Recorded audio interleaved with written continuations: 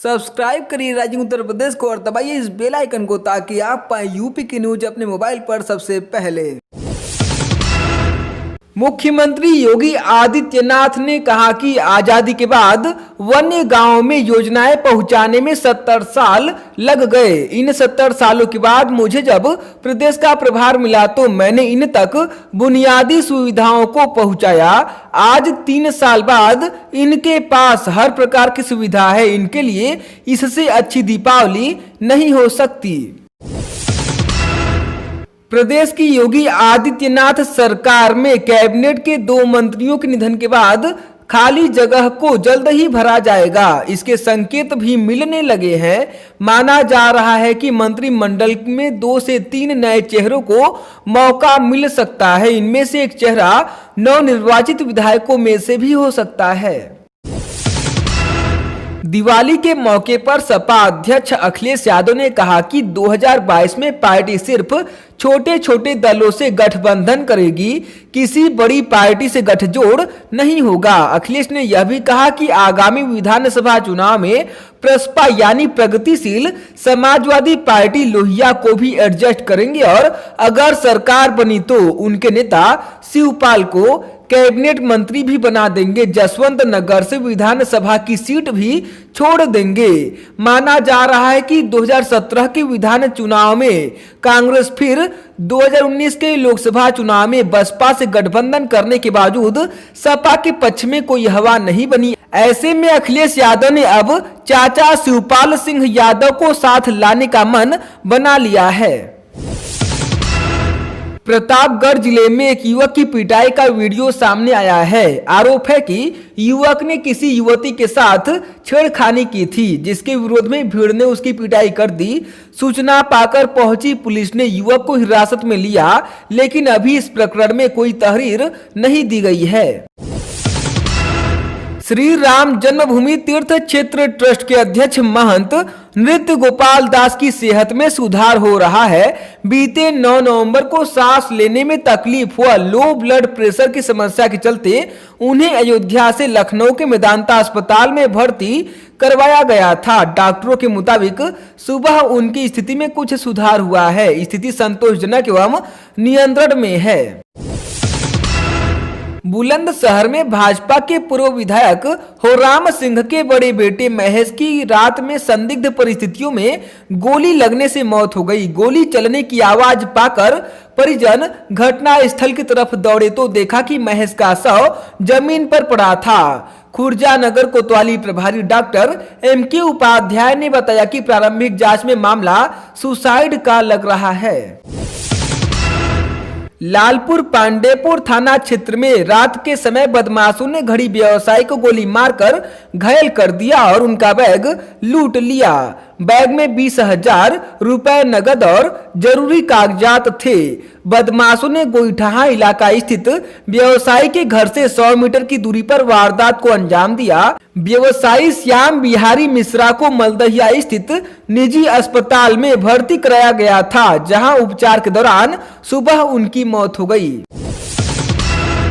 कानपुर के बिकरू गांव में सीओ समेत 8 पुलिसकर्मियों की हत्या मामले में भ्रष्टाचार में लिप्त अफसरों पर योगी सरकार सख्त कार्रवाई के मूड में है। अपराधियों के साठगांठ के आरोप में डीआईजी आनंद देव तिवारी को सस्पेंड किए जाने के बाद सबकी निगाहें सस्पेंड चल रहे आईपीएस मनीलाल पाटीदार और अभिषेक दीक्षित पर टिक गई हैं। इन दोनों के खिलाफ विजिलेंस की जांच चल रही थी, जो पूरी होने वाली है। हालांकि भ्रष्टाचार के आरोपों से घिरे आईपीएस अजय पाल शर्मा व हिमांशु कुमार पर कार्रवाई न होने से आईपीएस लॉबी में चर्चा शुरू हो गई है। विजिलेंस की रिपोर्ट जल्द ही शासन को सौंपी जाएगी। मनीलाल पाटीदार पहले ही महोबा क्रशर कारोबारी को आत्महत्या के लिए प्रेरित करने के मामले में आरोपित होने की वजह से फरार चल रहे हैं। महोबा की अदालत ने उनके खिलाफ कुर्की की कार्रवाई करने का आदेश भी जारी कर दिया है। कोरोना संक्रमण काल में भी अमेठी के सरकारी खजाने में बड़ी धनराशि जमा हो रही है। इसमें भी कल प्रदेश भर में सबसे बड़ी रजिस्ट्री अमेठी में हुई है। केंद्रीय मंत्री स्मृति ईरानी के संसदीय क्षेत्र में धनतेरस पर एक ही दिन में रजिस्ट्री से 1 अरब 41 करोड़ लाख रुपया सरकारी खजाने में जमा हुआ है। इसके साथ ही अन्य में 20.22 करोड़ से ज्यादा रुपया जमा हुआ है। एलोपैथ मेडिकल कॉलेजों में नीट काउंसलिंग चल रही है, वहीं आयुर्वेद मेडिकल कॉलेजों में जल्द दाखिले होंगे। केंद्र सरकार ने नए सत्र के लिए सभी सरकारी आयुर्वेद मेडिकल कॉलेजों को मान्यता दे दी है। इसके साथ ही सीटों में भी इजाफा हो गया है। राजधानी में आयुर्वेद दिवस मनाया गया। डॉक्टर एपीजे अब्दुल कलाम प्राविधिक विश्वविद्यालय यानी एकेटीयू में पहले सेमेस्टर की कक्षाओं के लिए अभी 15 दिन का इंतजार करना होगा। एकेटीयू में दाखिले के लिए उत्तर प्रदेश राज्य प्रवेश परीक्षा यानी यूपीएसईई की ओर से तीसरे चरण की काउंसलिंग 10 नवंबर से शुरू हो चुकी है। चौथे, पांचवें और अंतिम चरण की काउंसलिंग 30 नवंबर तक चलेगी। ऐसे में पहले सेमेस्टर की कक्षाएं नवंबर से शुरू होने के आसार सामने नहीं आ रहे हैं। हालांकि विश्वविद्यालय अनुदान आयोग द्वारा काउंसलिंग प्रक्रिया को जल्द पूरा कर कक्षाएं शुरू कराए जाने का दावा किया जा रहा है।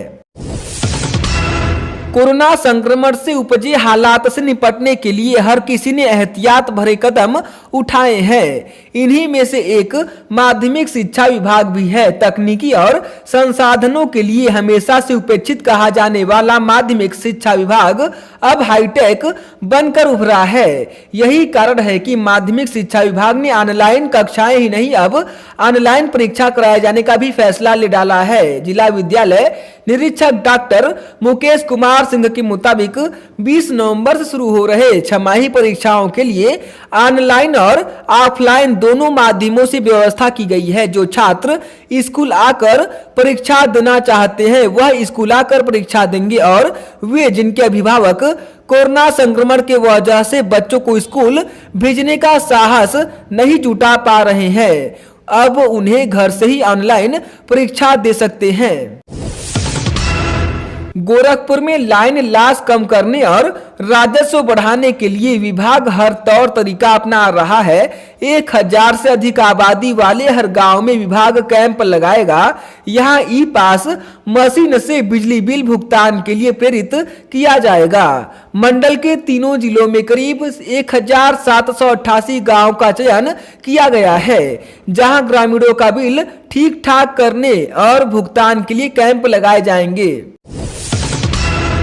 प्रदेश में ठंड ने अपनी उपस्थिति दर्ज करा ली है। यही वजह है कि लोगों ने स्वेटर और मफलर के साथ घरों से निकलना शुरू कर दिया है। मगर दूसरी ओर बेसिक शिक्षा विभाग के तहत संचालित परिषदीय स्कूलों के बच्चों को अभी स्वेटर नसीब नहीं हुआ है। खुद अभिभावक भी स्वेटर के लिए स्कूलों से संपर्क कर रहे हैं, जबकि विभाग की ओर से बीते कई दिनों से दावा किया जा रहा है कि जल्द ही स्वेटर वितरित हो जाएंगे।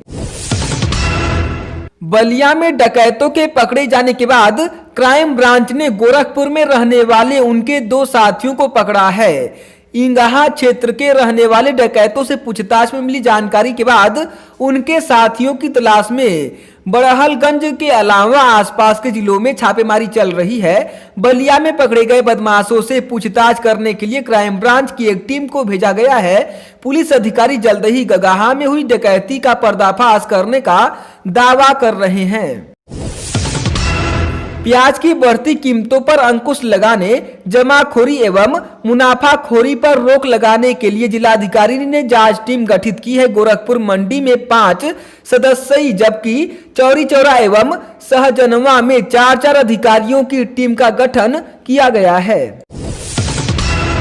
उन्नाव में पत्रकार सूरज पांडेय की संदिग्ध परिस्थितियों में मौत के मामले में आरोपी महिला दरोगा और सिपाही को निलंबित कर दिया गया है। अपर पुलिस अधीक्षक विनोद कुमार पांडेय ने बताया कि गत गुरुवार को रेल की पटरियों के पास से पत्रकार सूरज पांडेय का शव बरामद हुआ था। उन्होंने बताया कि पत्रकार की मां लक्ष्मी पांडे की तहरीर पर बिहार थाने में तैनात महिला दरोगा सुनीता चौरसिया और महिला थाने में थानाध्यक्ष के वाहन चालक सिपाही अमर सिंह के खिलाफ मुकदमा दर्ज कर लिया गया था। पांडेय ने बताया कि रिपोर्ट दर्ज होने के बाद से ही आरोपी महिला दरोगा और सिपाही अपनी तैनाती स्थल से बिना बताए गायब हो गए थे। इस वजह से पुलिस अधीक्षक ने दोनों को निलंबित कर दिया है।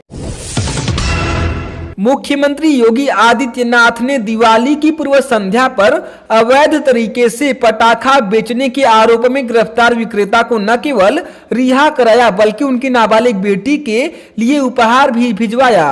पुलिस वैन के सामने बेटी द्वारा पिता को छोड़ने की बार बार की जा रही याचना का वीडियो सोशल मीडिया पर वायरल होने के बाद योगी ने यह कदम उठाया है। बुलंदशहर जिले के थाना अगौता क्षेत्र के गांव शाहनगर में शाम को गैस लीक होने से सिलेंडर में आग लग गई और तेज आवाज के साथ सिलेंडर फट गया। हादसे में महिला बच्चों समेत 10 लोग झुलस गए। 3 घायलों को हायर सेंटर रेफर किया गया है।